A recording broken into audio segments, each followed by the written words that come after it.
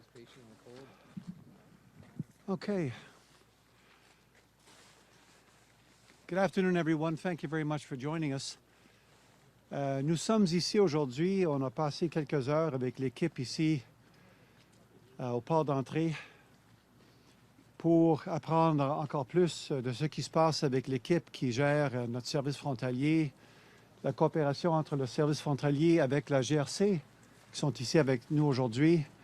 Et c'est vraiment incroyable ce qu'on a vu, l'intégration, le professionnalisme, le partenariat avec les États-Unis, nos collègues américains, leurs collègues opérationnels aux États-Unis. Nous avons beaucoup appris. We're here today, folks, because we've just had the opportunity to visit this particular border crossing, Lansdowne near Kingston, the busiest commercial border crossing in this region. And we've had the opportunity to see firsthand the level of integration between our Canadian border services with the RCMP, working with other actors on the ground, including the OPP, and also learning more about, of course, how we cooperate with our American counterparts. I'm here today with Kevin Brosseau. Kevin Brosseau is our new fentanyl czar. He will be here to help us, of course, move forward on the crisis that we're dealing with both here, the same crisis which is being felt in the United States and other parts of the world. So we're delighted to be here. I'll ask Kevin to say a few words, and then we'd be open to taking your questions. Kevin. Thank you, Minister. As you know, I was appointed yesterday. It was important to start my first day here at a working port to meet the people on the ground firsthand who are actually doing the work.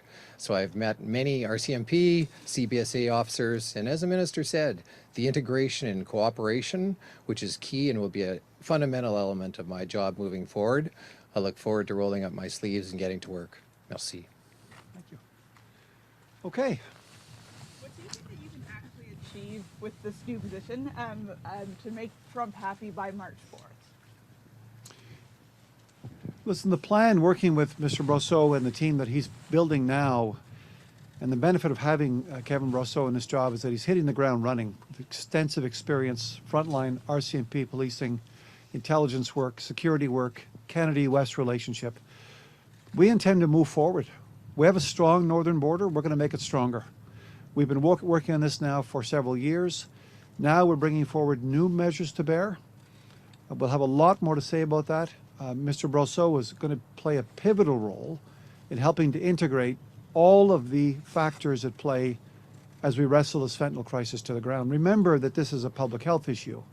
It's an international issue. It's a law enforcement issue. It's a prosecution issue. Of course, it's also a demand issue. So the supply, in terms of what we're doing, will be our first target.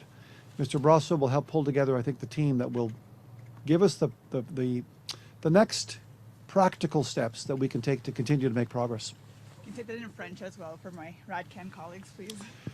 Je pense qu'avec avec la nomination de M. Brosseau, on verra une nouvelle énergie, peut-être plus d'énergie pour la mise en œuvre du plan qu'on a, parce qu'on voit qu'il faut réconcilier plusieurs aspects de la crise de fentanyl. La crise de fentanyl est un problème évidemment, ici au Canada, de distribution, de production, d'action de police, d'action de nos services de santé, la coopération entre le fédéral, le provincial, nos municipalités. Et ce qu'on va voir maintenant avec l'aide de notre collègue Kevin, c'est l'opportunité d'intégrer ensemble tous ces facteurs qui contribuent à la crise. Et c'est non seulement une crise au Canada, c'est une crise aux États-Unis, c'est une crise entre nos deux pays. Et ce qu'on a vu ici aujourd'hui, c'est un niveau de coopération qui est simplement phénoménal entre nos deux pays et nos deux services frontaliers, par exemple. And Mr. Brosseau, I recognize it's your first day, but you must have been giving this some thought. What are you hoping to achieve on this pretty tight deadline, given that tariffs could be put back in place put in place on March 4th? I'm hoping to be able to give an intensity to the work being carried out by thousands of men and women in this country and the United States, trying to deal with the real public safety and national security crisis that is fentanyl. Bringing that integrated approach, bringing the teams together, ensuring the collaboration, ensuring the communication is happening at officials level on both sides of the border in communities across the country. Hi, Mr. Brosseau. Thanks for taking questions. I'm Jillian Piper with Global News. My question to you is that we know that Canada already represents less than 1% of the fentanyl going into the United States. Do you think we can realistically get that number to zero? Getting the number to zero is in fact a goal and should be our goal. If it's 1 pound, 10 pounds, we all know the amount of deaths that possibly could represent. This is a national security and a public safety crisis. We should be focused on eliminating the scourge that is fentanyl in this country and in the United States. And have you spoken with Border Czar, Mr. Holman, about your appointment? Are you planning to speak with him in the coming days? I hope to speak with him soon. In fact, I spoke with the ambassador of the United States last night, and she and I talked about getting to DC very, very soon to be able to have those conversations. I've already, of course, as you know, spent some time here at the border. I'm being briefed by senior Canadian law enforcement officials later on today and tomorrow to understand the current situation on the ground, and I look forward to continuing those conversations with my American counterparts very soon. Mr. Brosseau, what would you say to the American President, Mr. Trump? If I had the opportunity, I would say that this is a clear demonstration of how serious Canada is taking the fentanyl crisis in this country and how important our relationship is with our American counterparts. Look, I've spent a number of years working in law enforcement, as you know. I practiced law in the US. So I know how important those relationships, those collaborations are on the ground to be able to actually be force multipliers for the efforts. We're stronger together, and we'll be better at this together. Thanks.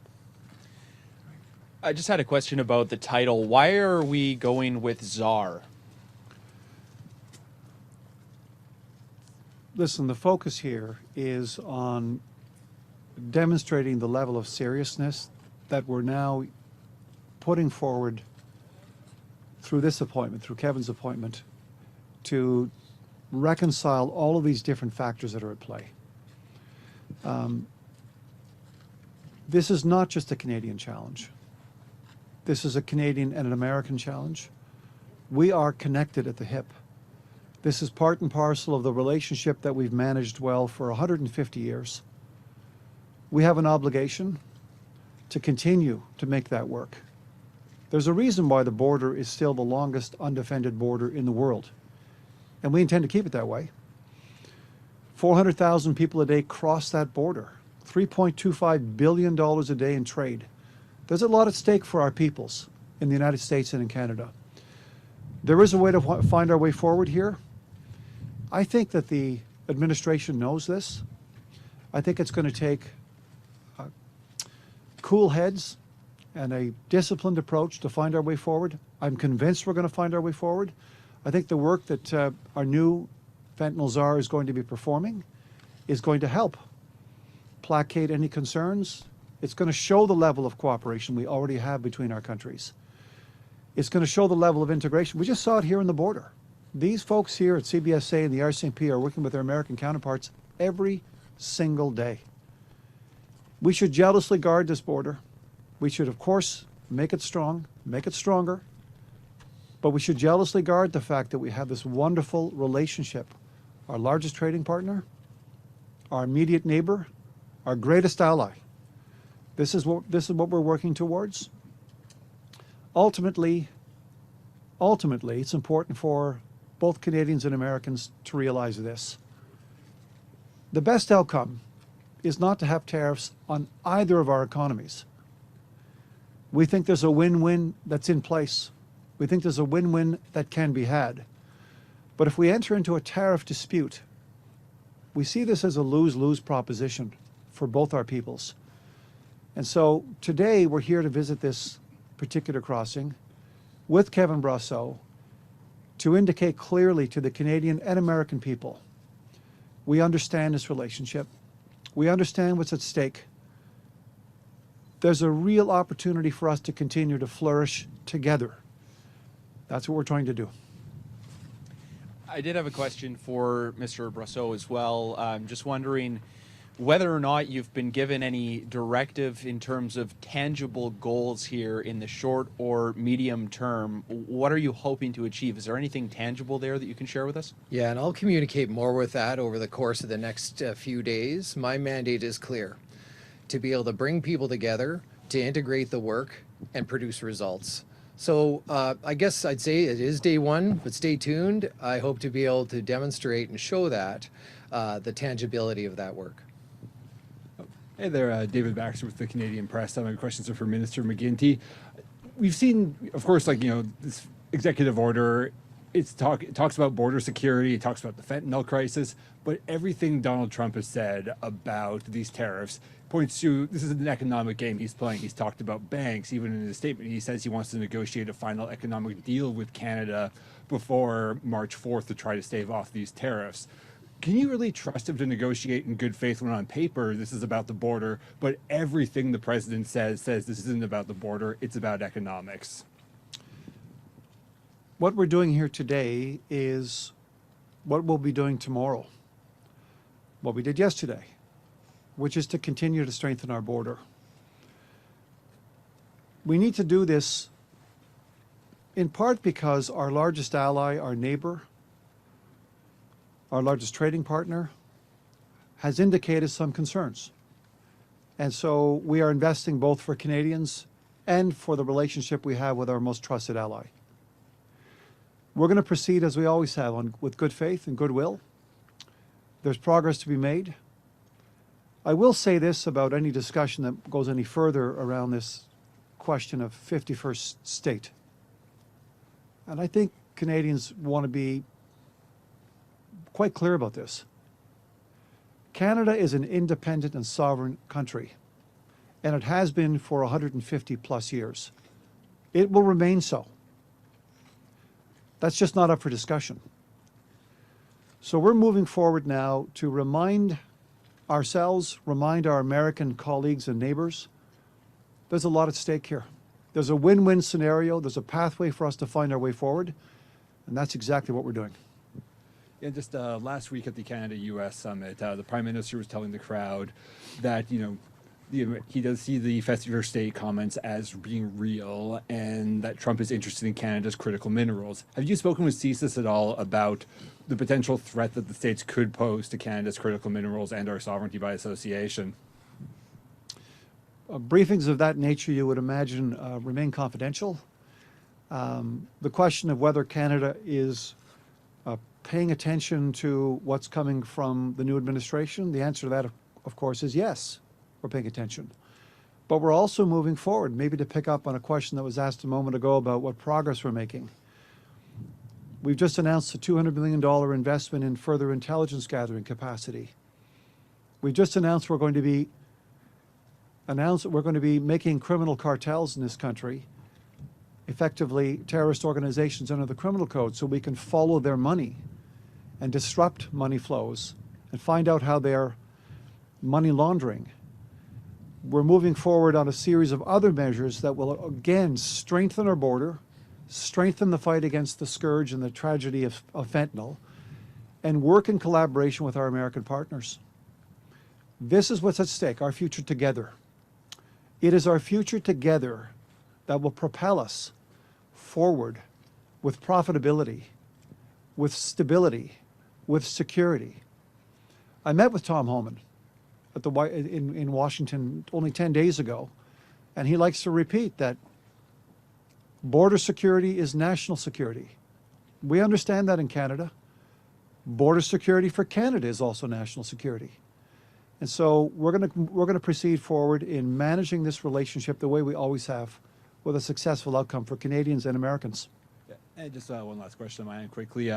Will those terrorist designations be done before March the 4th? Forgive me, I didn't catch the question. Oh, will the terrorist designations for cartels be done before March 4th? Well, stay tuned. We're actively pursuing this now.